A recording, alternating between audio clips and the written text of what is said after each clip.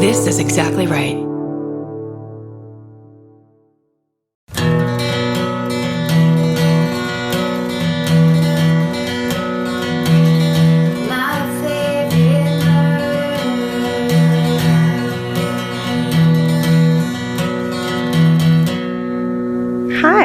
Hi. Welcome to the Choose Your Own Adventure podcast, my favorite murder.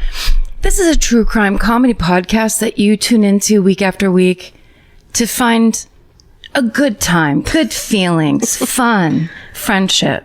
That's what we're here for. Yes. Yeah. That's what's happening. What's going on with you? Well, I guess I should start off with a humongous corrections corner. Haven't had one in a while. This corrections corner is so big that I actually had to start it during the mini-sode that has already come out. It's that important. It's that big. It's going to change a lot of the policies around here. I made a terrible mistake during Georgia's murder the last time we recorded in-house, not the live show from Vegas last week, but the week before. Georgia was talking about British pedophiles. I'm not sure what was happening, but she was trying to think of the name of someone, and I jumped in knowing full well what the name was, and I said that the name of a British pedophile, a famous British pedophile, was Jimmy Somerville. That is not correct. Yeah, you got the name I was looking for, and I said okay, and we moved on. You know, the only wrong part was that there was about 5 letters too many in the middle of that name. So close. Jimmy Savile is the terrible BBC presenter, maybe not even BBC, presenter who was also a horrifying pedophile. Jimmy Somerville, on the other hand, was the lead singer in the Bronski Beat, in the Communards, in Bronski Beat. There's no the in front of Bronski Beat.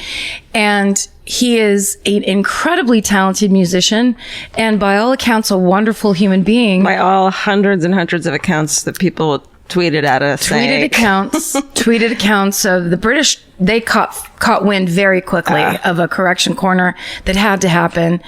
So my apologies to the Somerville family and estate, to both Bronski Beat and the Communards. I apologize. It was a terrible mistake. And in the future, Stephen, if we're having a conversation about now. I don't want to blame Stephen, but I'm going to. Great. If we're having a conversation about pedophiles, will you please double check any name I say? I guess when we guess a name of someone who is a terrible human being and it's not like written down on a piece of paper. Just go ahead and throw it into Google. I've got the red pen. Thank you. And underline the name. And then throw it at us. Throw the red pen at us. And say, stop improvising crime facts. Yeah. It's important. Yeah. I was positive when I said Jimmy Somerville that I was right. I was positive by the way you said Jimmy Somerville that you were right. You know why? Because I had a B-side of a Communard single in college where Jimmy Somerville sings "Zing Went the Strings of My Heart" so beautifully. I used to play it over and over in my dorm room, my short-lived dorm room. And I just felt such a connection that I wanted to call him a pedophile. You've been waiting to yell out his name with joy for so long, and finally had an opportunity. It was just my chance. It was just your chance. You took it. It was just happened to not be the right moment. It happened to be the worst chance. Yes. That I could take. Yeah. It happened to just ruin everybody. You ever yelling his name out again in your life. Or any name, really. Here's a fun thing to talk about. We still have lots of subgroups that are unsung and unheralded. So in case you have interests that are aside from just this true crime podcast, there are other subgroups that you could join. We'll just name a couple for you right now. Mm-hmm. You're in a cult, call your corgi is one. Parsley, sage, rosemary, and crime. I don't know if I'm hoping that's like a food cooking one. Is that what it is, Stephen? I love it. That's amazing. There's Dragarinos, which is MFM meets RuPaul's Drag Race. That's pretty awesome. That's good. There's Queer Eye for the Murderino. And I, of course, am obsessed with Jonathan Van Ness from Queer Eye. So I love that. That's a good crossover. Of course, there's the but what if something bad happens anxiety support group. Who doesn't need that? Not me. I'm good. I'm all good. Don't worry about it. My favorite cucumber. What on earth could that be? Is that like vegans? Oh. It's just cucumbers. Stephen, are you joining these? It doesn't make No, I didn't sense. join that one. It was just in the description. It just said cucumbers, and that's it. You just love cucumbers of any sort.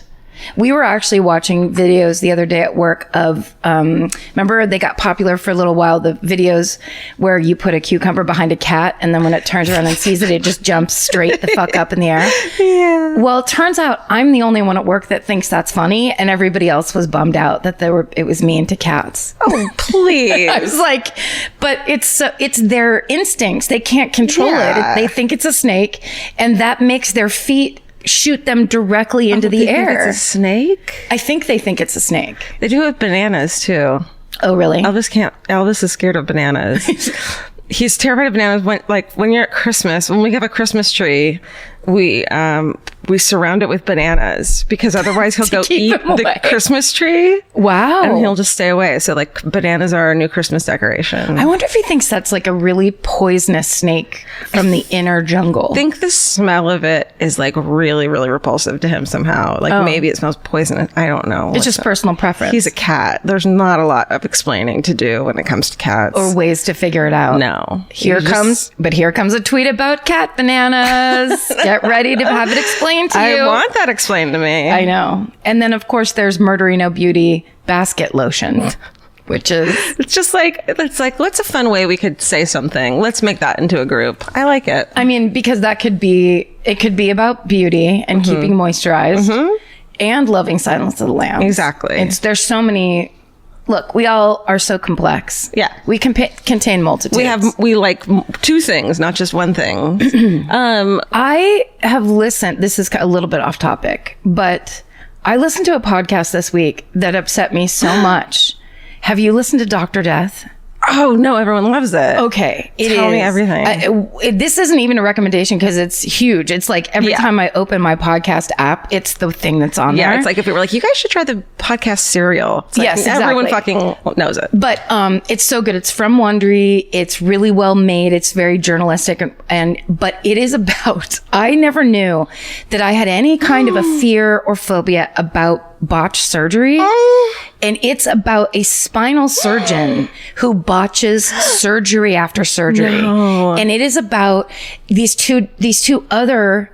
They're neurosurgeons because when you work on the spine, who go after him because they keep getting called in to fix his shit. Holy shit! And it is. I was like, Georgia, I binged like 3 episodes and then realized I was literally holding onto the kitchen table. Because you're just standing there listening to a podcast And now. sweating and like freaking It's out. that thing of how does this keep like that when we get murder stories like that? I just can't handle it. It's like, why doesn't someone stop this person from doing all these things? Well, and the scary thing, so I would say this too, if you're going to listen to Dr. Death, make sure you don't have claustrophobia issues, like fear of surgery. Do not listen to this podcast if you're about to get surgery. Yeah, if you're getting spinal surgery the next day, don't try to go to sleep by listening to this podcast. Don't fall asleep to this podcast. Yeah. Like truly it's a warning. But if all that is clear for you, it is the best. I mean, I can't believe this story and these doctors that are in it. It's What time the most period compelling. is it from? Is it like old it enough? just fucking happened in the 2000s. I want it to be like the 80s so you can be like, yeah, they fucked up shit like that all the time. Exactly what we recorded with Chris Fairbanks yesterday for Do You Need a Ride? And that's exactly what Chris said. He said, when did it happen? I said the 2000s. And he goes, I needed it to be the 80s. Yeah, I need it to be like, well, they fucked everything up in the 80s. Look at us. But here's the thing, and this is kind of what's compelling about it. It's about how when the healthcare system is all for profit, right, and everybody's worried about making money and getting sued, and that's all anyone cares about, how much it fucks the patient. And it's like the red tape that's there so that you can't just call out some other doctor and be like, he fucks everything up. But it's there for the good. But then when it can't be used to get someone who should not be fucking doing these things out of town. That's exactly right. That's what they talk about is no hospital would quote unquote fire this doctor because then he could turn around and sue them for wrongful termination and for ruining their career. So he just keeps getting let go and given like we think you're great letters. And he keeps getting sent to worse and worse neighborhoods where people can't fight, where there's no money to fight doctors like that. Right. And it is as scary as any serial killer story we've ever told. Jesus. It's fucking so intense. I was sweating like through my shirt where I was like, I'm so unhappy and uncomfortable. And I'm like, oh yeah, this podcast is freaking the shit out of me. I don't know if I can listen to it right now. I don't know if I'm going to I want to. I don't know if I can. Do you need an uplifting? Yeah, is there a good uplifting one? Do you have one? Well, Jonathan Van Ness is Getting Curious. He's just such a lovely man. He's amazing. God, I love that person. And such a good host. Yeah, and like truly curious. I mean, it's called Getting Curious, but truly, he just sounds like he has this curiosity. And it's, how about the podcast Everything is Alive, where this person interviews objects as if they're people. There's like a bar of soap one I listened to recently that I was like, I'll put this on as I'm like laying in bed, and I just was laughing so hard I couldn't fall asleep, so I had to turn it off. That shit. What else do you have? I listened to Dave Chang's podcast. He is the amazing chef from Mama Fuko, who also is the host of Ugly Delicious and a bunch of stuff. He has a podcast now, and he interviews his friends because he wants to talk about, or from what I can gather, I've listened to two, but he likes talking about people who are successful kind of in the face of adversity or like that no one believes in. It's kind of like an underdog. How did you get to where you got type of podcast? Nice. And he's such a good interviewer. He's such a passionate person. I just really like that guy. Yeah, so he's that taken his career so far. It's crazy. Truly so admirable. Not admirable. He also is admirable. Wait, there's one more, but it's not light. Good. I don't love light. Okay. It is the comprehensive story. It's CBC's Uncover Escaping NXIVM. And you love it? Here's the thing. The host guy runs into a girl he went to high school with in a park. And he goes, what have you been up to? She goes, I just escaped a cult. So the whole thing is he already had this relationship with her. He's known her since she was a teenager. And she tells him the story of how she got involved in NXIVM, which is that cult that actress from Smallville just got arrested and is being there's charges against her for sex trafficking and all this crazy shit. And they branded themselves and shit too. They were branded, and she has a brand on her. This girl. God. It is. Someone was explaining to me that who listened to the podcast how they got branded and how they did it with a laser pointer. Yes. Not something normal like a fucking safety pin. Not all at once a brand where it hurts once and then you're done. Yeah. It took half an hour. And you could smell the flesh burning. Yes. And it's huge. And it's really ugly. You have to listen to it because it's one thing for people to tell you about that cult, but this is a person from the inside being and then this and then that, and the whole thing is based on pyramid schemes on the salesmanship thing. So it starts out as don't you want to improve your life and your career, which of course everyone does, and that's normal. And then they basically blend you into suddenly you're a slave, and the person, your mentor, is your master. People to come to the cult and join it, and if you get 5 pyramids, you win the pyramid prize. The pyramid game. Yes, exactly. Man. It's so intense. It's really another one that's really well done. Okay. I'll listen to that. That one I can deal with. Yeah, that one is, and she got out, and her husband got out. Okay, great. The family was in. It was crazy. Jesus, that's bananas. I know. I'll listen to that. Those ones are good. There's been a lot of good stuff lately. Yeah. Anything else right now? I've just been back at work, so I don't. That's right. I just have been a little bit. I listen to things on the way to and from work. Yeah. And that's about it. Well, we have one more episode left of fucking The Sinner. Which right. This last season episode was so good. It was so good. That kid, the actor, is so good. I love him. The little boy. Yeah. Julian. And of course, Carrie Coon. My God. Who started following us on Facebook. I mean, on where are we? Twitter? On Twitter. Oh my God. That's right. It's really her. I think it's her cool assistant who's it's her cool assistant. It is, for sure. Right? She doesn't follow people. She doesn't have time. She's in every TV show. She's in every show. She hasn't looked at Twitter. She's killing it. She's Michelle, my assistant, who's cool, do stuff on Twitter. Right. You're naming her assistant Michelle? Uh-huh. Oh, okay. Yeah. That was such a natural piece of dialogue that I thought you had an assistant named Michelle. No, my Carrie assistant Kunz named does. Michelle is DVRing Carrie Kunz's TV show for me. No, I love it. It's so good. I know that's one I'm gonna be sad when it's over. Me too. Yeah. Maybe there'll be another season though. Yeah, I hope so. And I figured out, we were looking it up. I think it worked because we were talking about it. One of the guys that directs The Sinner was a producer on that independent movie, Martha, Marcy, May, Marlene, which is Elizabeth. Oh, thank you, Stephen Olsen. Elizabeth Olsen, the child pedophile. Oh no. Nope. No. The great actress Elizabeth Olsen, who in that independent movie is herself in a cult and gets out. It's one of the best movies. If you haven't seen that movie, I haven't. It is so fucking creepy. It's called Mary Moxley. Martha, Marcy, May, Marlene. Okay. Is the name of the movie. Okay. And it's similar in terms of the look and the feel to The Sinner. Okay. And so I just love when things connect like that. Yeah, where you're like, I like this and I like that. Person made that. Yeah. Okay, that's fun. Yeah. I dig that. With America's #1 meal kit, HelloFresh, you'll get easy, seasonal recipes and pre-measured ingredients delivered right to your door. All you have to do is cook and enjoy. HelloFresh makes cooking delicious meals at home a reality.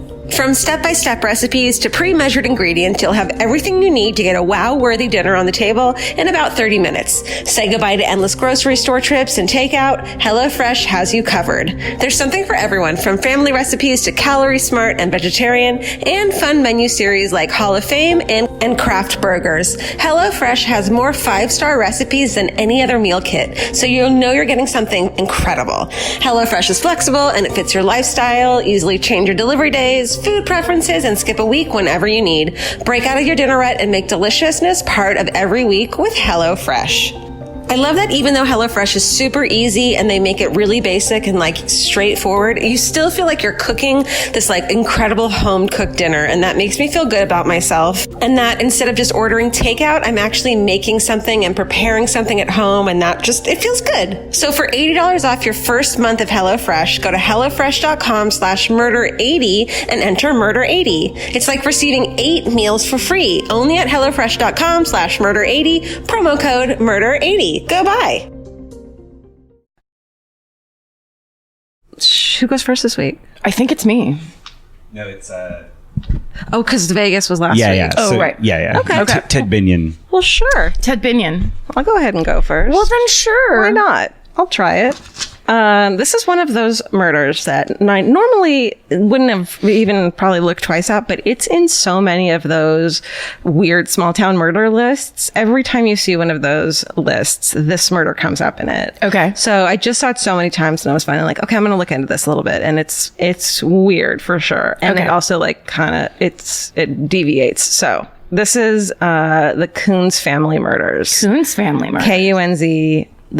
It takes place in a small town in Wisconsin, and it's on every one of those like small town murders you haven't heard about that fucking rock this small town and you also haven't heard of this small town. Okay. You know what I mean? Yes. Is it Wisconsin? Remember when we were separate, but we drove from like somewhere to somewhere else in Wisconsin for the Madison show? Probably, maybe I was with Michelle Balloon and you and Vince drove together. And didn't we stop At that big barn? the Ozark land? Maybe. Oh, that was the way home. Okay. But anyway, I'm just immediately, my mind is like, when you're in like small town Wisconsin, you're far away from things and people. And this is here. Okay, so I got a lot of information from this website called mysteriousheartland.com, and it's an article written by a guy named Scott Whitman. And I think I've used this website a few times because it's kind of like, you can't find a lot of details about these murders. It's like, number 10 on this list. So it's just 2 paragraphs, but this is actually a long article. And then there's a couple of really good comments that like list theories and shit too. Oh, okay, so cool. it's cool. You love that small town gossip. Dude, I mean, that's love the best way to fill in any story. It's all true.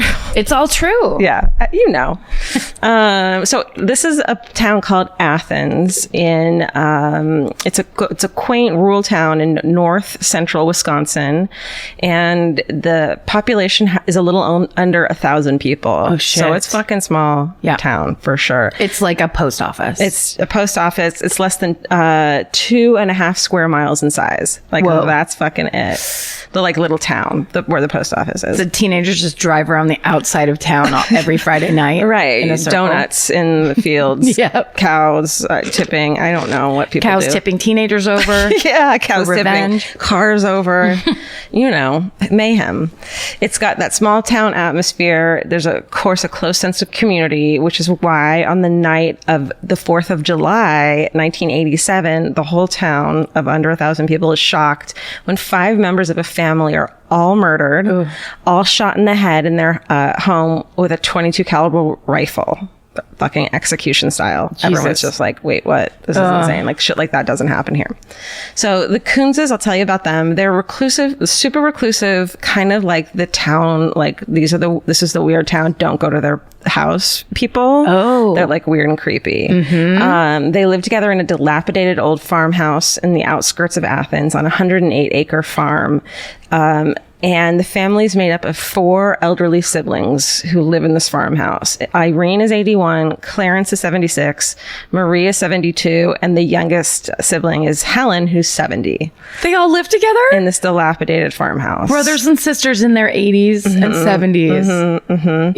You just took it into Creep Zone 5. Well, okay, so there's this episode that was only aired once of X-Files that everyone says it's based on this family and it's creepy and weird, and they took it, and it's like, it's not creepy in like alien ways, it's creepy in like what? Yes, it's called Home. Is Jack Black in it? You remember seeing... Is this the one where the boys are playing baseball and they step on something and blood comes out of the ground? It's I know that's the episode of Giovanni Ribisi where there's like lightning. Okay. But Home, yeah, I just got chills when you mentioned that. Here, let me read. It's so scary. Let me read the description of it. Do you remember it? Because it's really hard to find. It's hard to find online. They like, as soon as it aired, they got so many complaints because it was so creepy that they took it down. Was there something under a dresser? Yeah, there was like they kept the mom under the... Yes. Okay. I saw it. Let me read you the description of it. And I couldn't even find it. I wanted to watch it and I couldn't find it. Home is the 2nd episode of the 4th season of X-Files, blah, blah, blah, blah, blah. It aired in 1996. It's a monster of the week story, a standalone plot, unconnected.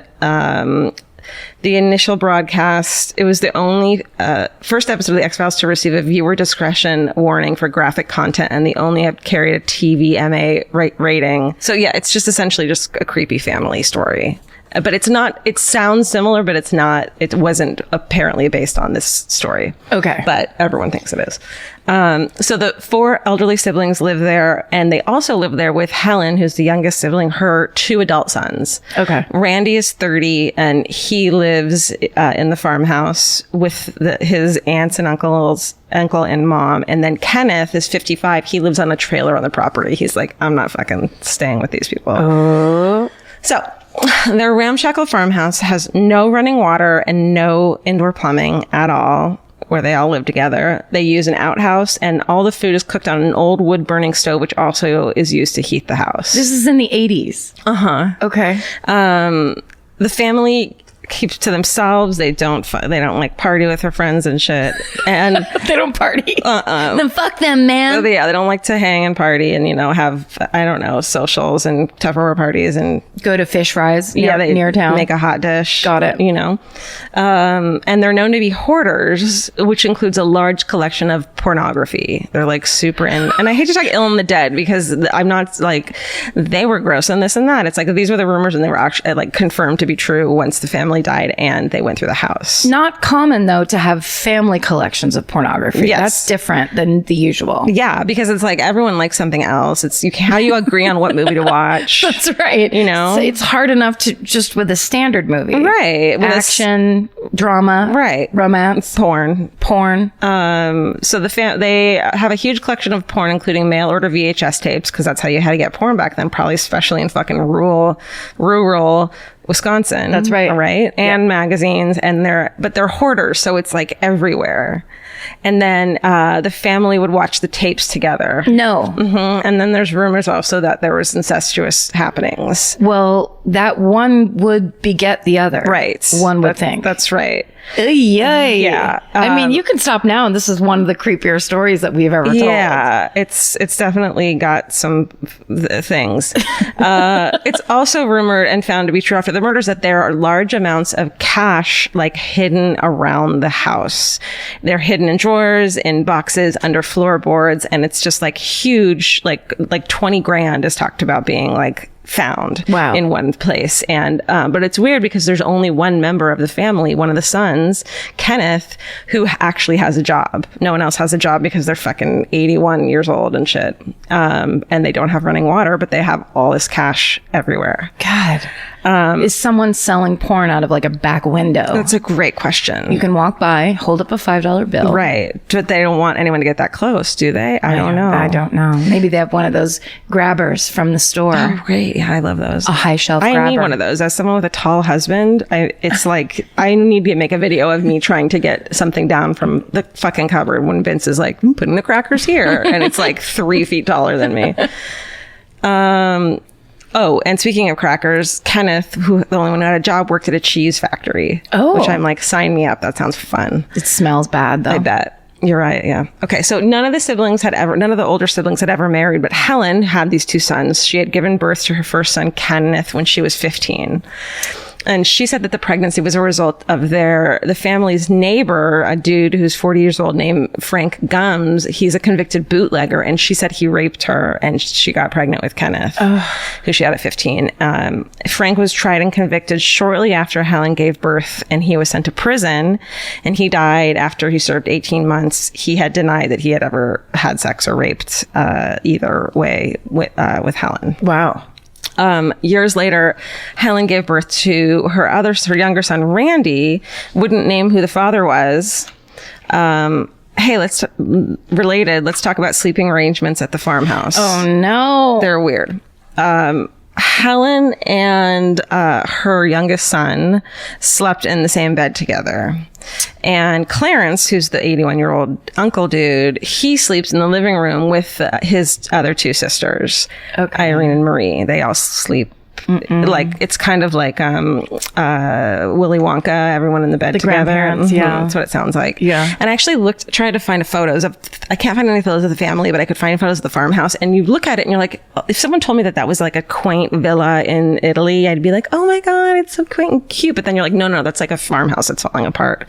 It's like weird. So it kind of looks almost maybe historic or something? It looks very old and very like quaintly, dilapidated. And then it's like not quaintly dilapidated. It's just dilapidated. And there's just people spooning each other all over the inappropriate place inside. And that's not quaint either. No, it isn't. You can put the word quaint in front of a lot of shit and it makes it okay. Does it? That's not one of them. No. Yeah. So Kenneth, who's the one who's like absolutely not living in the house, he lives on his own trailer. He ends up, spoiler alert, being the only surviving member of the family. He doesn't die in those executions. Oh shit. So he's still alive, and he later claims that his father was not the rapey neighbor, but his own uncle Clarence. Oh no. He's like, that was my fucking dad. He also thinks that it was his younger brother's dad too. And he also said that he had seen Helen and his uncle Clarence engage in sexual activity when he was a kid. Oh no. So like he's the one who's saying that there's incest stuff going on. Yeah, he would know. Mm-hmm. I wrote, it's like if the grandparents from Willy Wonka moved into the Psycho house. Oh no. Yeah. And everyone just kind of lost it. Yeah. No more fun songs and pajama stuff. Nothing cute about it. No. Mm-mm. So the murders occurred on the 4th of July, as I said, in 1987.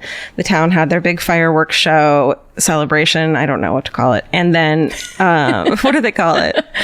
Celebration sounds good. Show. Fireworks display. A show makes me think of people kind of doing like line kicks and stuff, which they absolutely could have up in Athens. Yeah, they could have had a guy plays Abe Lincoln. Yep. for some reason. Abe Lincoln would be there for sure. That doesn't make sense. Like a 4th of July parade with a big tall Abe Lincoln. Yeah. Oh, and then there are pets that have that get dressed up too. Yeah. There's probably a town queen gets crowned. The probably maybe the cheese factory queen. Yeah. The princess, the cheese factory princess. The Wisconsin cheese factory Athens princess. And she rides on a rolling wheel of cheese right down the main street. She throws cheese curds to the audience. And they're not the spectators. Yeah, the spectators who love cheese curds. Well, who doesn't? This is one of the greatest holidays in this country. Let's go this year to Athens. To a thing we made up. Yes. I'm like, why? Where is it? Why don't we have it? Where's fucking Abe Lincoln, you assholes? It was never a thing, you fucking idiots with your stupid podcast who just believe in shit. Just showed up here. In the movie, there's going to be a 4th of July parade. Absolutely. With a giant Abe Lincoln. And we'll be there. And we'll be there writing it. So Helen and her younger son, Randy, had been last seen leaving this parade. This non-existent parade. This non-existent parade. The 4th of July show. Yes. Okay. It is corroborated that they were last seen leaving this made-up thing. And sorry, it's the youngest son and the youngest son and the mother. Yeah. And so they're last seen leaving that. I already said that. Okay. So sometime that night after they get home from the parade, someone broke into their decrepit home and shoots the family execution style. They're not discovered until the next morning when the other son, Kenneth, who has the job, when he comes home at around 5 a.m. and discovers the body of his aunts, uncle, and brother. Okay. So Aunt Marie is 72. She's found on the steps just going into the house, like maybe running into the house. Kenneth's brother Randy is 30. He's laying on the kitchen floor, dead. Irene is sitting in a chair in the living room, having been shot, and Clarence, his maybe uncle, maybe dad, is discovered in his bed shot. They had all been shot twice in the head with a .22 caliber rifle, and his mother, Helen, is fucking nowhere to be found. Whoa. Yeah. And she's gone. Where is she? And when I get to that part, when I hadn't known about the story, I'm like, oh, she killed them all. Like, what's going to happen? She didn't. But listen. So suspicion initially falls on Kenneth, the son who found them, but police rule him out quickly because he has an extremely low IQ and he has trouble answering questions from the detectives and is painfully shy. Okay. I don't know how that would rule you out from murdering someone, but I'm hoping that they figured it out. Shyness would just rule you out entirely. Being really stupid and shy. Be too shy to approach anyone with a gun. Yeah, and my IQ is too low to figure out how to shoot a gun. I don't know. Maybe the cops, it's also the thing of like small town police where they're like, we know this guy, he could never do it because we've known him. It's fucking Kenneth. Yeah. He works at the cheese place. Yeah. He goes to, everyone knows it's not him. The community is shocked at the gruesome murders, of course, and they're like, we got to find Helen. Like, maybe she was kidnapped and she's still alive. We need to find her. They create t-shirts and buttons with "Where's Helen" on them to help find her. And they lead a massive search. The police search the fields, forest, swampland on the 108-acre farm of the Kunz family, as well as the property and wetlands surrounding it. So I think it's just all rural shit, and they're just like trying to find this body or this person. Yeah. A specially equipped FBI airplane also scans the area. Wells, abandoned shacks are inspected. A garden is dug up on the farmland. Neighbors are interrogated, but everyone was kind of like, they kept to themselves. Nobody knew them. No one was like, pretty much nobody ever went to that house or was allowed in the house. They were like very secretive and reclusive. So they had no friends at all either to speak of. Wow. But Helen's their only friend was porn. Oh, which we know is a fickle friend. She's a fickle lady, that porn. That's right. Her disappearance becomes a nationwide search, and over the next couple months, because they feel like finding her is going to find out what happened. That's the only way, because they can't figure out why anyone would want to kill this reclusive family who had anything against them. And so residents are speculating that she did it, or that she's on the run, or she's kidnapped. Everyone's of course trying to figure out what happened. And they do find out too that the week before the murder, she had purchased 22 caliber bullets, which were the same type of ammo used for the murders, from the local hardware store. And that she had a conversation with the clerk who was like, what are these for? Which I guess is a question that's okay to ask when someone's buying bullets. Might as well. I mean, you should probably. Yeah. And she said that they were for her son, Randy, who was going to kill some blackbirds that were on the property. But speculation then comes to a halt because 9 months after the night of the murders, Helen's skeletal remains are found near a creek about 19 miles from the home in Medford, Wisconsin. Just as her siblings and son, she had been shot in the head. And it only complicates this baffling case. But the murder investigation then starts to focus on a 22-year-old local car thief and fucking nefarious ne'er-do-well kid named Chris Jacobs. So he's kind of this troublemaker, so of course the cops turn to him and are like, did you do it? And they find out that he's one of the few non-family members to ever interact with the Kunzes at their home. Whoa. So he had been in their home before, apparently. And it makes him the prime suspect. He was there because he had purchased some old cars from the Kunzes in the recent past. And when questioned by police, he had no alibi for, the time, what they suspected was the time of the murders, which was 10:30, but who knows if that's correct. He was in his car the night of the murders, and then he went home. His mother's like, yeah, he was totally home with me. And I remember that night because he helped his mother give birth to a calf. The mother didn't give birth to the calf. But they birthed the calf was together. Birthed. Yeah. Thank you. I don't know how to say that. And they lived about 8 miles from the home. And he's like, it wasn't me. And then they found tire tracks left on the Kunz's property that matched one of a tire or a car that he had on his property. But he was like, yeah, I fucking fix old cars up. So there's there's a reason that of course, you're going to find a tire like that. And then it comes out that the tires are pretty common under different names, but they still are like, nope, we think it's you. And they arrest him and take him to trial for the murders. So the prosecution's argument is that when Chris had gone to buy the car, he had noticed that there was money everywhere, even though the defense was like, well, the money was hidden everywhere, but maybe he knew it was there. And he told a witness that he intended to get his hands on it. But investigators found that 20 fucking grand in cash after the murders at the crime scene. And the defense said that it was laying out, but prosecution said prosecution, maybe it was laying out, maybe it wasn't. We don't really know. The defense has a theory that Randy and his family were shot as a result of a drug deal gone bad. So it was known around town that Randy, the son who was killed, was dealing drugs in the area. And at the trial, the defense brought a witness who claims that he had purchased cocaine from Randy in the past. And it was also, the area was in a drug crisis at the time, as fucking every area was in the 80s. A local woman testified that the night of the murder, so she's going through this, she's driving through an intersection about 100 feet, close to the crime scene. And 100 arms length? Yeah, 100 baby steps. Yeah, 100 paper clips 100 away. Feelings. Okay. 100 feelings. 100 blinks. Got it. From the crime scene. So she's driving through this intersection, and it's like a rural area. And so she's driving through, and she sees that there's a car, just a truck parked by the side of the road facing in the area where Kenny would have had to drive up the direction he would have been coming from after cheese factory work, if he were coming home. Okay. And it looked like they were waiting for a car to come home. And so she sees the car going through the intersection. She looks to see who's in the car, but the car shines a light in her face, so she can't see anything, who's in the car or anything like that.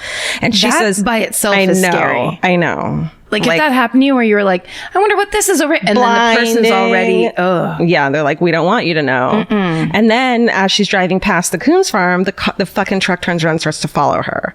Oh. And she's like, oh shit. But as soon as she passes the farm, the car goes back and sits back in the road. It's clearly they're waiting to see who's coming by. It's not just someone pulled over, making out or whatever, taking a nap. And the car doesn't match the description of the dude on trial, his car.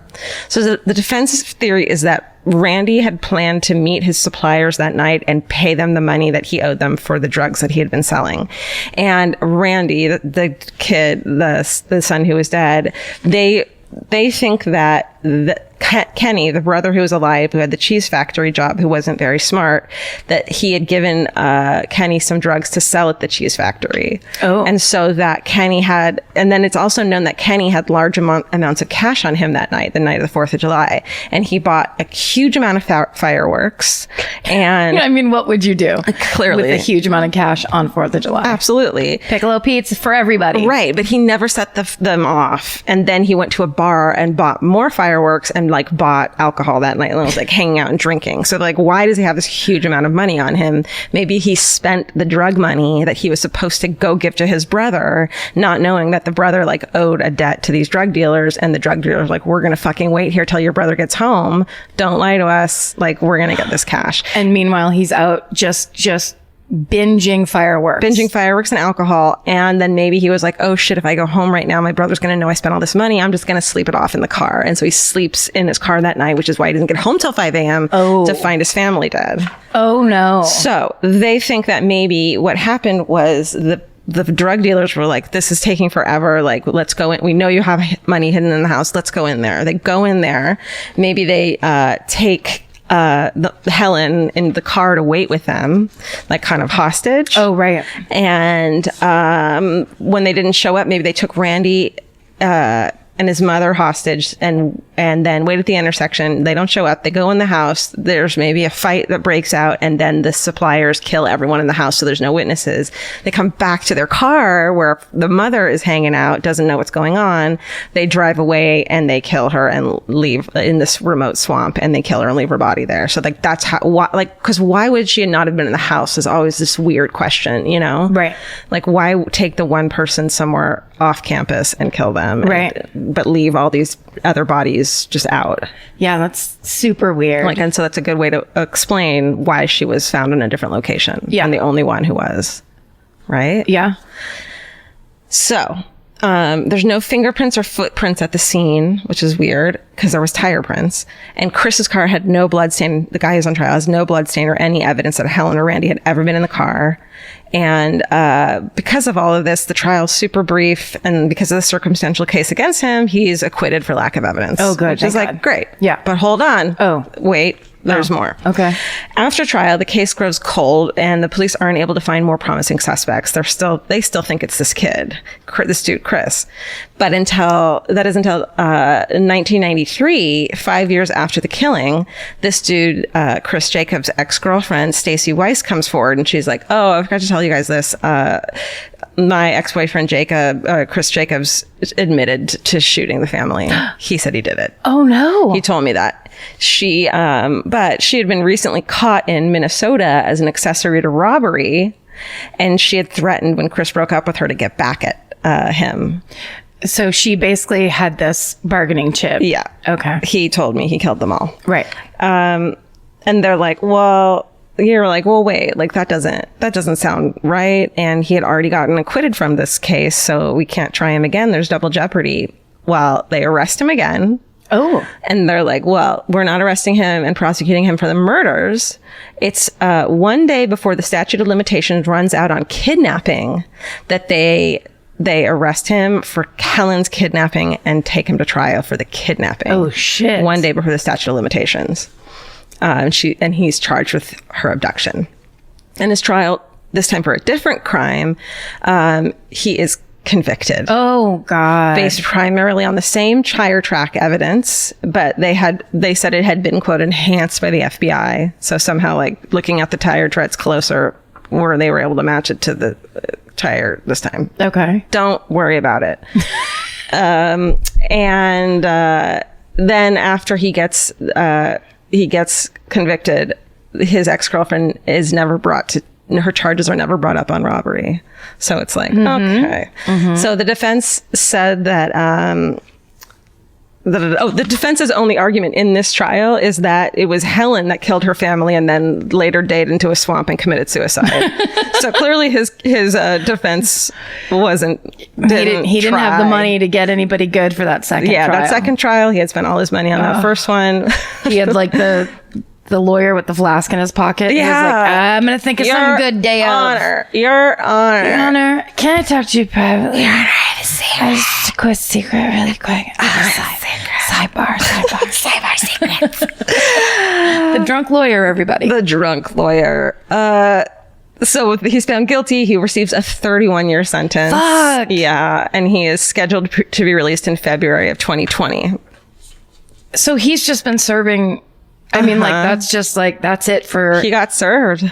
Fuck. And so he was like 27 when that happened? Yeah. So he was 21 when the murders took place. Yeah. It's horrifying. And like the whole, like all the rumor, like there's all these people who are like, everyone knows it wasn't this. Everyone knows it's like either in town, like the cops were corrupt, or that everyone knows it was these drug dealers and it was more than one person. Which sounds like if you're going to kill 4 people or 5 people, you're going to fucking. It's got to be more than one person, one would think. Yes, because it'd be really hard to just walk through and kill everybody. Also, and farms like that, they all have guns. They have shotguns in the house. Very common. Yes. It's a necessary tool on a big old ranch. Well, it just makes sense that there's one person who's, keeping everyone where they are with one gun and the other person shooting them. Yes. I mean, or like 2 people, whatever. At least 2 people. I mean, that's the theory that I think makes sense, but who knows?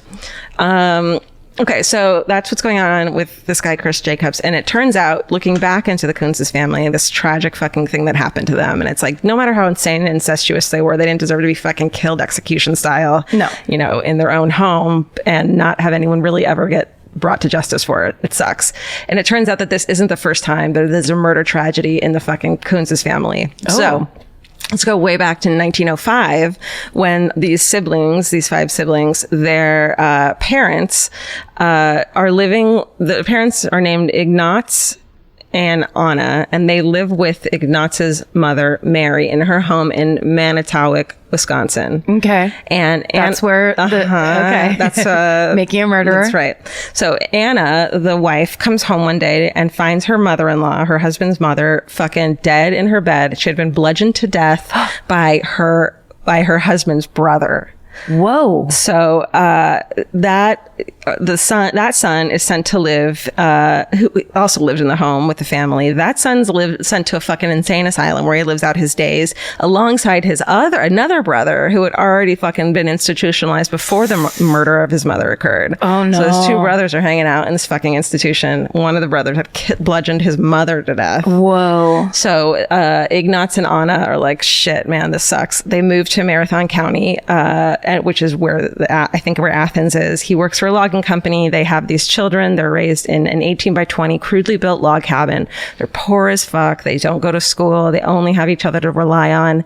And they stay that way, living together in a farmhouse until 1987 when they're all killed together. Whoa. And that's the fucking creepy, weird small town murder story of the Kunz family. God. I know. Now let's all go track down the X-Files home episode and watch it. If someone has it, please send it to us on DVD or some shit. I don't know. I'll tell you that the one scene I remember from that, there are things that scuttle on the ground from under a bed to under a dresser. People say it's very Texas Chainsaw Massacre-y, which is another one of those, they say it's similar to this story too. It's just like this weird family of people who might be inbred and it's all creepy. Yeah. They live together and... There's no reason to not have electricity and running water. There's no reason... Especially $20,000 in cash. Yeah, no.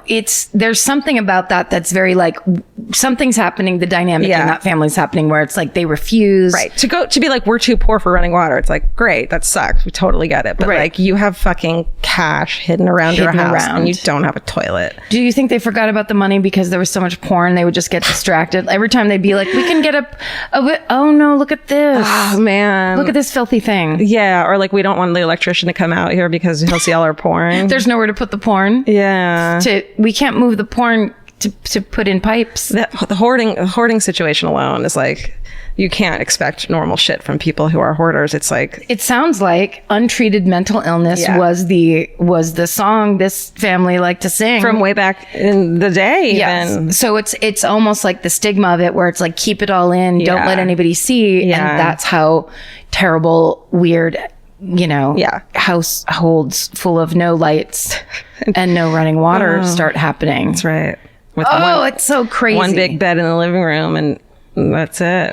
And here's young Georgia and young Karen driving in a car, and we are out of gas. Oh, no. I guess we have to walk over to that farmhouse over there. We were on our way to the parade. Whoops. We ran out of gas. We were going to be in the big show, but now we ran out of gas. That's we'll right. walk over there in Karen the snow. Was going to get crowned the fucking cheese factory princess. Cheese factory princess. I was finally going to make it happen. That's right.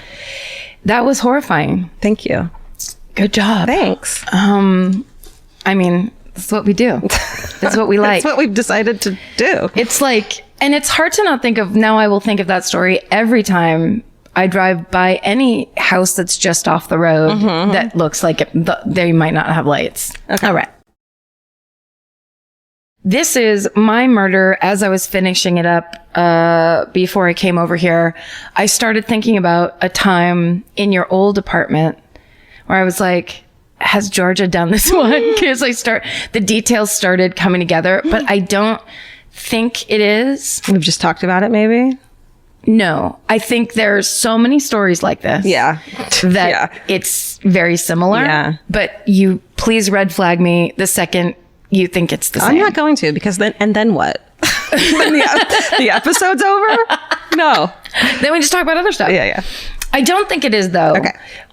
It's just another one of these stories. Who will know if I'll even remember? I mean, let's just see. Let's see what happens. This is the murder of Joan Dawley. Dawley. Let's start. Okay. It happens in Sylmar, California, 1991. I don't think I did this one. Okay, because Sylmar is in the northern part of the San Fernando Valley, so it's near where we are right now. I've never thought about Sylmar in my life, so I don't think I've done this murder. Okay, good. I'll just keep on checking in with you the entire time. Okay, great. All right, so it's Easter season 1991, and 55-year-old wife and mother Joan Dawley. She's working part-time at the Crown Hallmark store in Sylmar, California. Okay. Remember when there were Hallmark stores? Yeah, I loved Hallmarks. Whatever the occasion, they'd have a card. Tchotchkes galore. I mean, they had like Hummel type figures. It was like little gifts. glass, little glass animals that were mounted on a little card. I loved those. I like calling them gifts for people you don't know that well.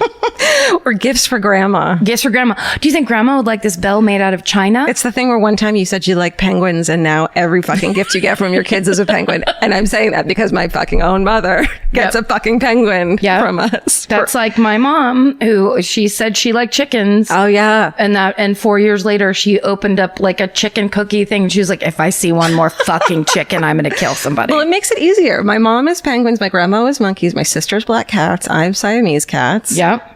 Stop. My friend Patty Riley in high school, at some point in grammar school, told somebody she liked frogs. It was She's the frog all girl. she ever got. It makes life easier. Yeah, it really does. Me, I like money. Okay. So my favorite animal is a gift card. I like to pet them and spend them. Love them. Okay, so she's working at the Crown Hallmark, dusting those china bells. Get it. Get after it. And she lives in that town with her husband of 32 years, Dennis Dawley. Okay.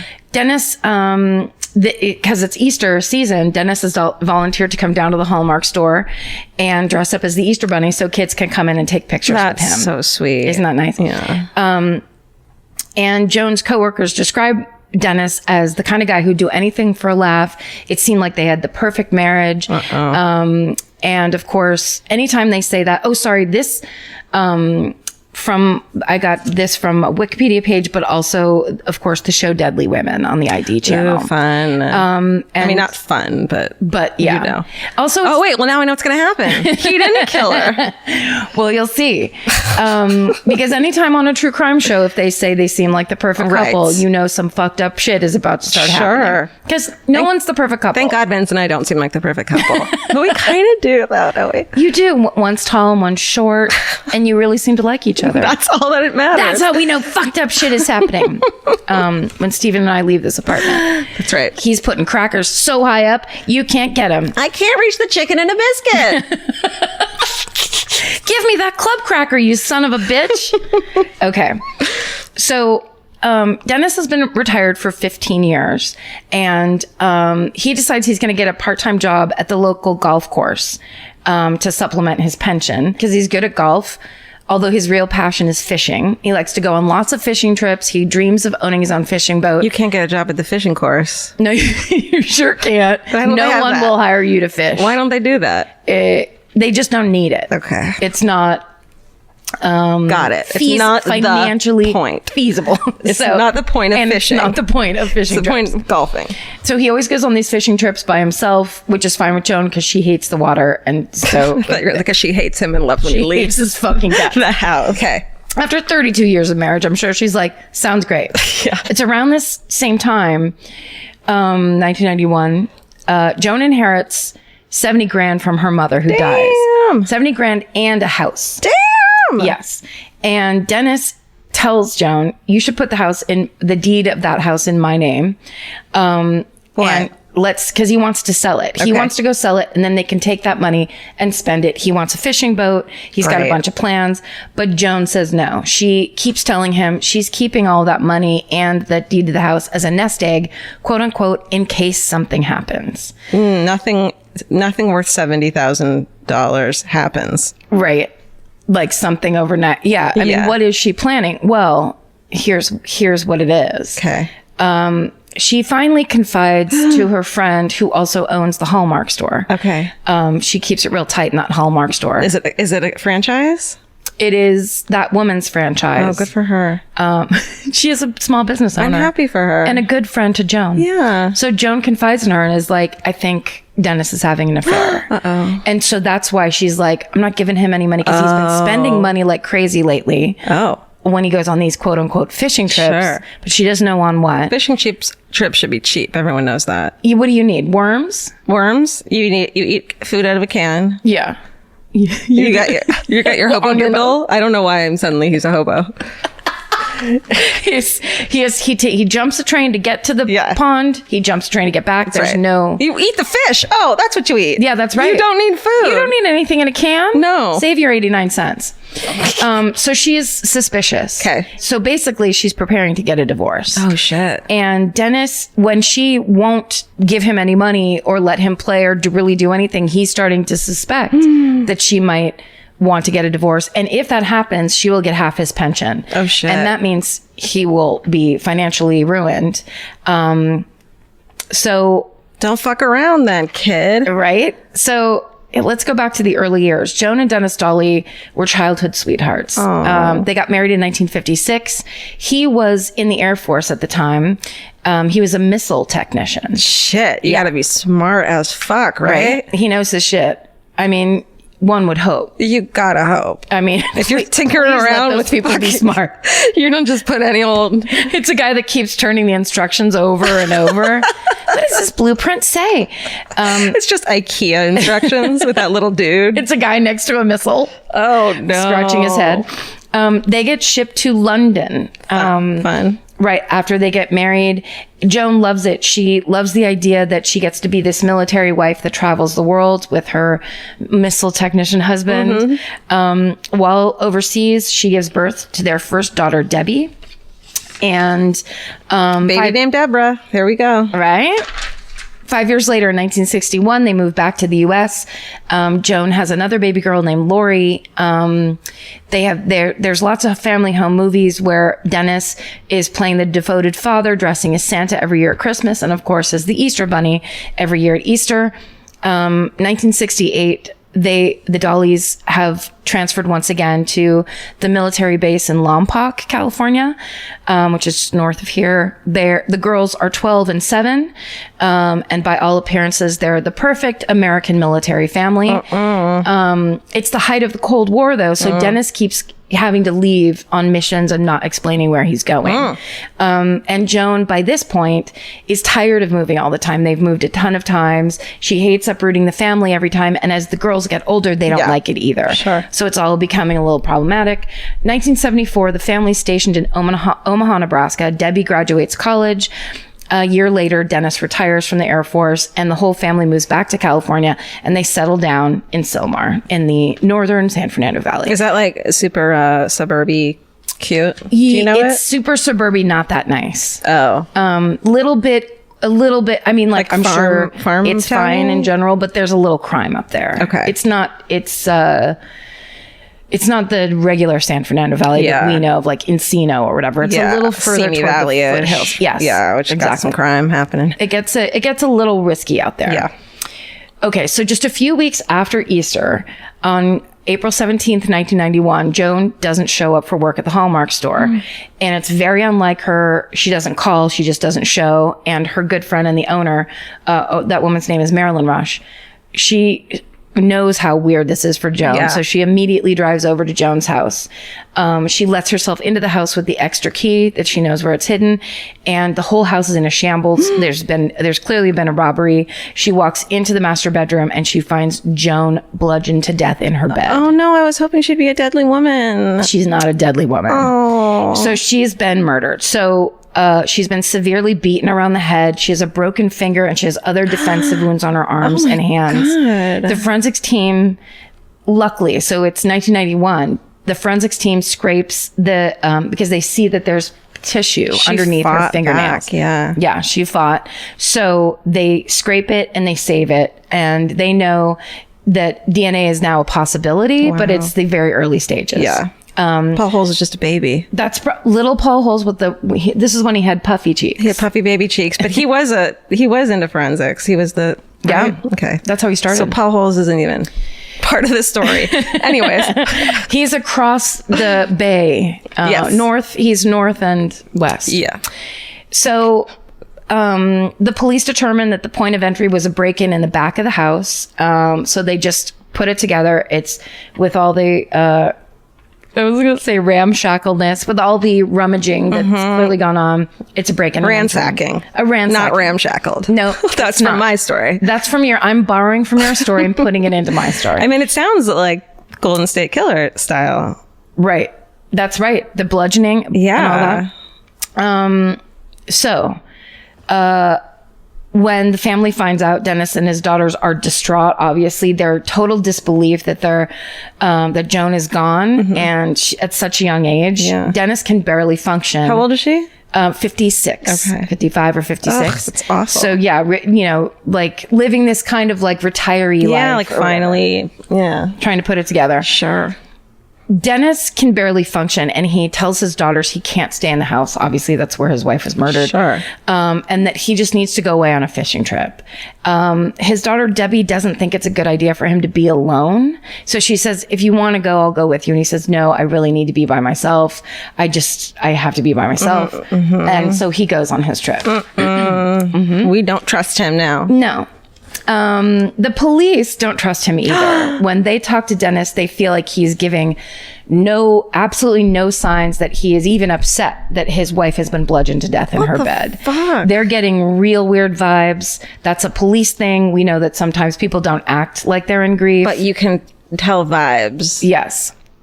I mean, I think that's the thing too, is that like so much police work is like, are you a sensitive investigator that's feeling vibes, or are you a police monster? Right. Who like, you're not crying your brains out. Yes, exactly. So you don't care. You so did it. I am now going to find the evidence to put you in jail no matter what. I guess it's probably the thing of like, we know no one reacts the same, but you can be like, this person is clearly in shock right now. Not this person isn't crying because they killed someone. Yes. It's like this person in a week is going to fucking lose their shit, or like in a month, whatever. I can tell by with their pupils that they're in shock or whatever. It's like with all these things are in, it's context. It's just what is the actual situation here. Sure. And they all were like, this guy doesn't feel right. Yeah. And then they find out their hunch is right, because it turns out Dennis did not go on a fishing trip to grieve the sudden loss of his wife of 30 years, because he's caught on casino surveillance tape in Las Vegas. Fishing? 2 days. He's just in a canoe fishing in the middle of the Binion's casino. We'll pull Ted Binion back in. Binion's back. Binion's back, baby. He goes casinoing instead? He was gambling at a table with an unknown woman, laughing it up and having the time of his life on casino surveillance footage. Stupid idiot. You fucking dipshit. I mean, listen, I hate you. You're a killer. Go to prison forever. But like, why are you so stupid? People are really stupid. They're really stupid. But this guy's especially stupid. Yeah. Because also, there are a lot of places you could go that don't have going to a casino in Las Vegas is like, I want to be on film. It's also like, you got to assume maybe you're being tailed. They don't know who the murderer is. Yeah. Like, the first person cops always look at is the husband. There's going to be one like rookie who like gets sent to follow you that day. Right. You know? Also, this was 2 days after the funeral that he went to Vegas. Shit. Like, you can't hold for 2 weeks. Yeah. You can't just let the feelings die down a hint. And like, maybe like help your daughters grieve their mother's fucking death. Guess not. Monster. So, the woman that he's with gets identified, and her name is Brandita Taliano. That's not a real name. That is Brandita's real name. She is a sex worker from the San Fernando Valley, which the idea of that makes me laugh, because to me, the San Fernando Valley is a series of strip malls and Starbucks. Yeah. So, and a courthouse or two. Yeah, exactly. So there's a strip that some sex workers like to walk. I guess that happens everywhere. Yeah. So Dennis had been spending a lot of time with Brandita. They call her Brandy, and lots of money on her. And that's Joan. So he wasn't fucking around. Like, didn't meet some chick at the Hallmark on the other side of town. No. And start dating her. No. He started paying for sex with Brandy. Mm-hmm. So when Joan suspected that her husband was having an affair, she was right. But what she didn't know was that he was having an affair with the sex worker that he was sleeping with. And he also began to pay her rent. He bought her a car. He basically became her sugar daddy. How did he get all this money? Like, oh my God. Well, he had his pension. Yeah. And separate. He thought he was going to have money with Joan's inheritance. Shit. And when Joan was like, you aren't getting any of this money, he realized that this lifestyle he was kind of secretly living, this other life, was going to get cut off. And that if Joan divorced him and he lost all that money, Brandy would never see him again. Yeah. Because that's not how it works. That love would dry up right quick. So, in the winter of 1993, Brandy is arrested on a drug charge. And when they search her, they find Joan Dawley's jewelry in the bottom of her purse. Uh-oh. So this gives... there's a detective that was the first on the scene, and his name is Detective Tippin. Mm-hmm. I want to say Dave Tippin, but that's just me. I don't think Dave. It is. Is it Dave Tippin? I bet it's Dave. Please hold. Hold for Dave. Check. Hold for Dave. We are thorough now. We don't call people Tippin unless we do a thorough check. That's now. right. Because we ain't tipping out. Because that ain't... we ain't cow... This isn't cow tip, no. Here's a quick tip. Don't just call people Dave.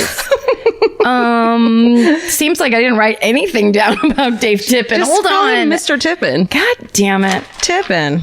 Call me Mr. Tippin. Yeah, that's what he always says. So... Oh, Steven's got it. Steven's got it? Paul Tippin. Motherfucker. Okay, Paul Tips. So... Then you get the last name wrong. Okay.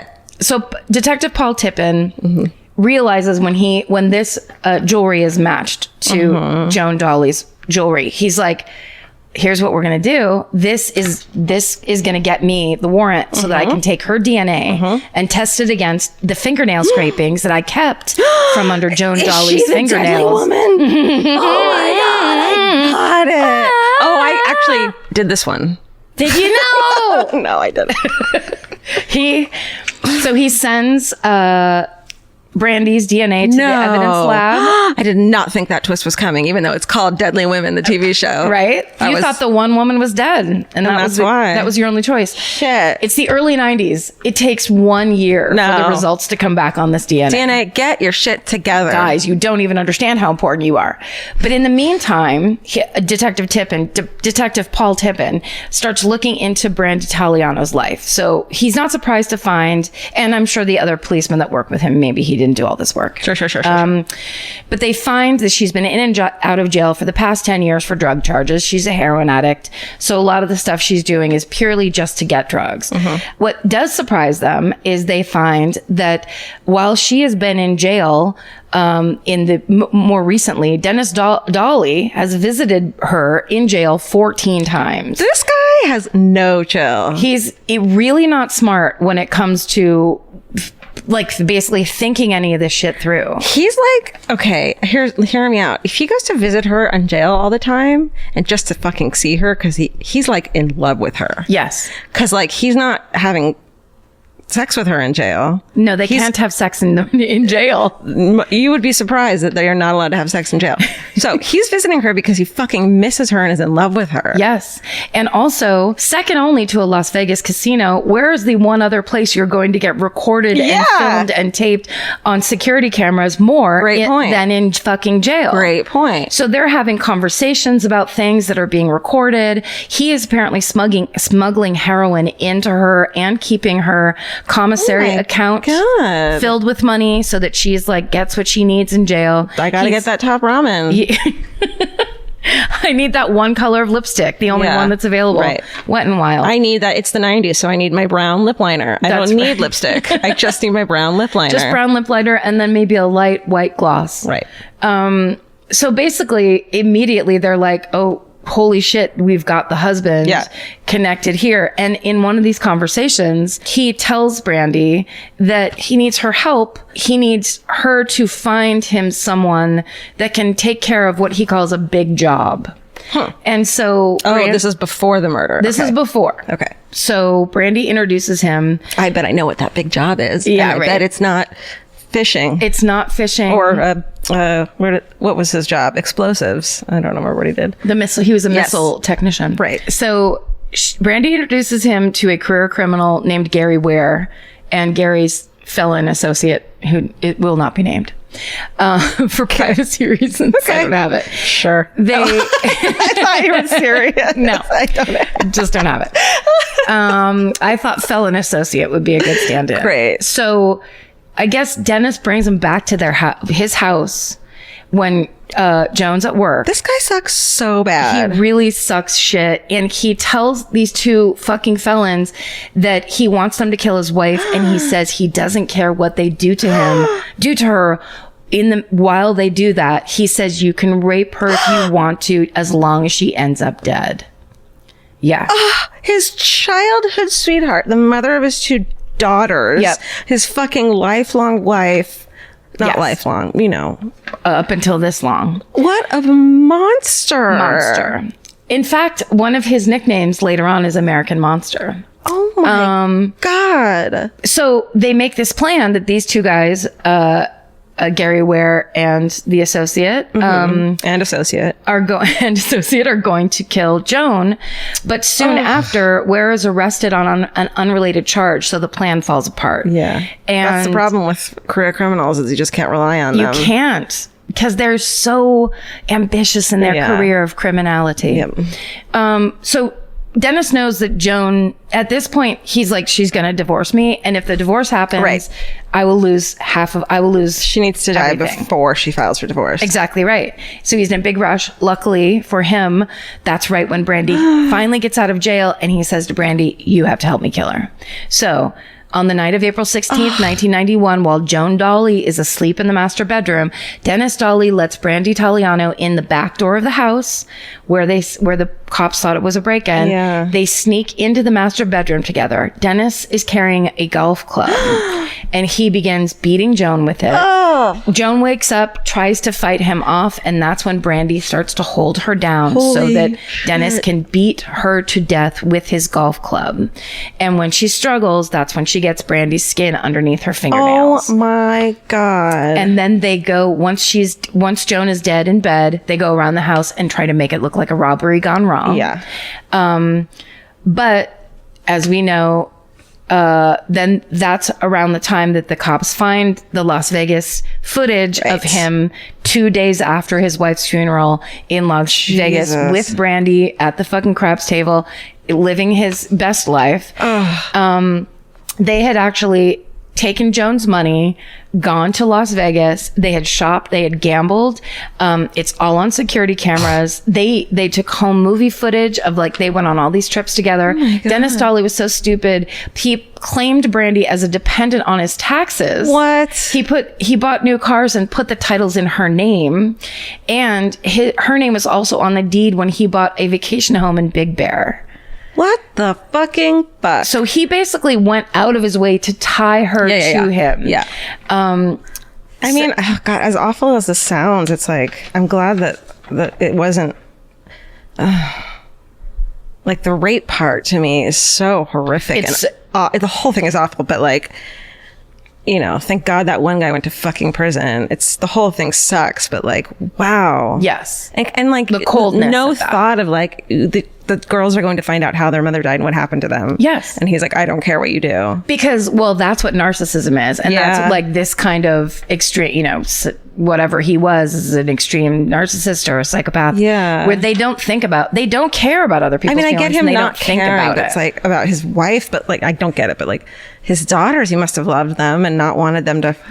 Maybe. Yeah. But clearly he may have been on drugs too, but he was obsessed with Brandy. Yeah. And he was like interested in keeping her around more than anything. Or just what he was interested in really, I think, ultimately was just getting what he wanted all the time. Ugh. So he bludgeons his wife to death so he can buy himself a boat, a jacuzzi, a waterbed, and a gazebo at the end of the day. It's like if I can more than a trifecta of tacky ass shit. Yeah, it's tacky as hell. I mean that gazebo. So a year later, the DNA test comes back. The evidence under Joan's fingernails is a match to Brandy Italiano's DNA. When Detective Tippin puts all of this evidence together, he basically has an open and shut case. Yeah. And then at the trial, it's a 3-month trial in 1997, and they bring Gary Ware, the guy who Dawley tried to make a deal with, who had an associate. With the mysterious associate. Gary Ware has testimony where he tells them that Dennis Dawley said, you can rape her if you want to, and that's when it was like over and done with. Career criminal makes good. Yeah. And also the daughters testified against him too. Oh, so Jesus, both Dennis Dawley and Brandy Italiano were found guilty of first-degree murder and sentenced to life in prison. Dennis Dawley got life in prison without the possibility of parole, and he died in prison in 2003. And Brandy Italiano, also sentenced to life in prison, is still in prison today, although there's a rumor that she is being considered for parole. No. And that's the murder of Joan Dawley. Holy shit, man. Yeah. That's a twisty-turny mindfuck. It's also just another one of these bummer. These ones come up a lot, and you know, people recommend murders to us a lot. I get so bummed out because there's just so many of these fucking husbands that just kill their wives for money. We don't do a lot of them because it seems like it's so simple, and like this one clearly is not, which makes it fucking fascinating. But it's just like there are so many, and it's just sad and shitty and awful. And like you're saying, it's baffling that they don't think past what they're doing to go, you're going to get caught. Modern technology is going to get you caught. Yeah. Also, you're a monster. Just like break up. Like you're a monster. You're a monster. And I feel like it's that thing of, if you're starting to have an affair that you're then obsessed with this person, like, yes, the divorce is like, his mentality is like, fuck her because she's going to ruin me because I'm going to lose half my pension in the divorce. It's like, yes, but this is the woman who raised your children, who moved to every single city that you had to move to. You don't deserve the money, career. And she doesn't. It's like, it's the intense narcissism and selfishness. It's just so crazy. And also, they were in their 50s. It's not like he couldn't have gotten another job or like made some kind of adjustment. It was just like, I got to keep my money. I got to keep my girlfriend. Totally. Psycho. So psycho. Shit, that was a good one. Such a bummer. Yeah. I'm glad it wasn't the one you did, because I remember you doing one, and it was something, but I think yours was about a lawyer who killed his wife. Do you remember that one? Vaguely. Tell me more. But it was like, I honestly think it was like within the first 3 to 6 months of us doing this show. God. It was really early. I just remember being in your old apartment and listening to you tell me about it. And I started getting these pictures at the end of like finishing the story up, and I started getting these pictures where I was like, God damn it, I did that. Oh, but no, you're good. It doesn't seem like it. It doesn't seem like it. I guarantee you I didn't do that one. Okay. Shit, great job. Thank you. You too. Fucking hooray. Oh, how was your yoga challenge? Oh, I failed my yoga challenge this week. Although I will say I did a lot of meditation. Oh, good for you. Yeah, because I feel like there's some stressful things going on right now. We're about to start our fall tour. You started right before we started our fall tour. You started a new writing job at Basket, or went back to Baskets. Yes. So you're just like, you know what I want to do? Double down, triple down, as well as, and we're simultaneously working on our network. And so our podcast network. I wake up at 5:30 in the morning and then answer emails. Drink coffee and answer emails like a lunatic. And then I'm like worked up alone in my house. And then I'm like, okay. And then you have to go to work. Yeah, exactly. So I've been doing really nice. It's just 10 minutes, but it's just that thing of like, I get upset because I think all these things are happening at once and they're not. I have these reactions where it's just like, I just need to come back to reality and to real life and just be like, we're in the present. Everything's fine. Everything feels like a cacophony. And then you need to realize that they're not there. Yes. And that we're like the luckiest people in the world, having the best time. And we're doing like, pretty fucking good. We're doing good at all of it. It's difficult to keep that in mind now. It's just like, whatever. So that, I would say my fucking hooray for this week. Also in the room, my friend Teresa, who works at Baskets with me, also has plantar fasciitis. Oh. So we get up 3 times a day and just start stretching. What a great thing to have a buddy at work with. Yes, who gets it. And she's like done all the research. So we do lots of stretching during the day. That's like cute. Fucking weirdos. That's yoga. I mean, it doesn't count as a full class, but I feel like my 2-part thing of trying to like, it's just that thing of when I'm by myself, my mind goes fucking crazy. Yeah, of course. Especially when you pour coffee all over it. Yeah. Which I understand. Yeah. Me too. Yeah. I have a caveat, yoga. I didn't go to a yoga class. However, I started working with this woman named Sarah Olive. She's a personal trainer a while back after a friend recommended her because I just can't work out on my own. She is the most lovely person ever. And I did the thing where I just stopped doing it and never emailed her again. Sure. Yeah. And she'd be like, hey, checking in. Even though like she wasn't trying to get money, like I had classes that I had already paid her for. And she was like, we should do this. And then I posted some like obviously depressing thing on Instagram a couple like months back. And she was like, I'm coming over and we're going to go for a walk today. Like straight up, like nice. Didn't need to be there and was there. And so since then, every week we've been hanging out and like hiking and shit together. And so, she didn't listen to the podcast before when I was working out with her, but she does now. And so every time we go to hike or do something, she's like, asks me questions from the episode. And she's really fucking sweet and lovely. And so this time around, we went for a hike and then she was like, okay, we're going to do 5 minutes of yoga so you can say that you did yoga. Nice. Because I know you didn't go to yoga. She's a mastermind. She's great. Her Instagram is this_fit_mom, this fit mom. She's got like 2 adorable kids. So she did that for me. And it was really like, I'm going to cry talking about her. So she's lovely. So that's my yoga and my fucking hooray. That's great. Is that like, she's really gotten me. And it's true. Like depression is so much better when I'm like working out and doing things and I'm sore and I'm happy and it's much better. Yeah, we can generate our own dopamine if we actually just do it and fight those bad feelings. I say as the stretching I described is the only movement I've done.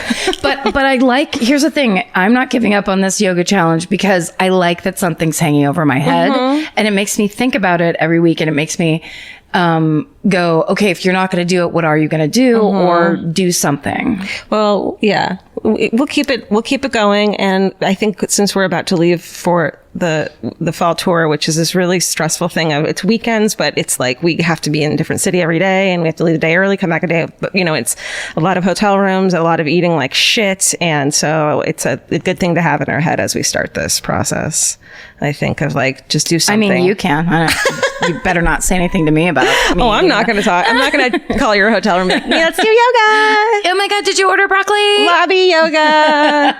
No, but what's really funny is we've tried to be good on the road. It's not impossible, but it's just that thing of when you come back, like to your hotel room at night, you're just like, well, the late night menu, you're like, I'm not going to eat a salad at 11 o'clock at night. And I also want to know, like, what is this? I love regional food so fucking much that it makes me crazy. Like, that is my all-time favorite thing. So I want to know what your fucking weird thing is. And I guarantee you it's not a fucking steamed broccoli. It's not your regional fucking food. It's not fun. Like, yeah, the best times we have is like when we go to a place and then it's like, oh my God, look at this place around the corner. Yeah, or Georgia always like looks up a restaurant that's like, we have to try this thing there to have this good thing there. We're starting in the Carolinas.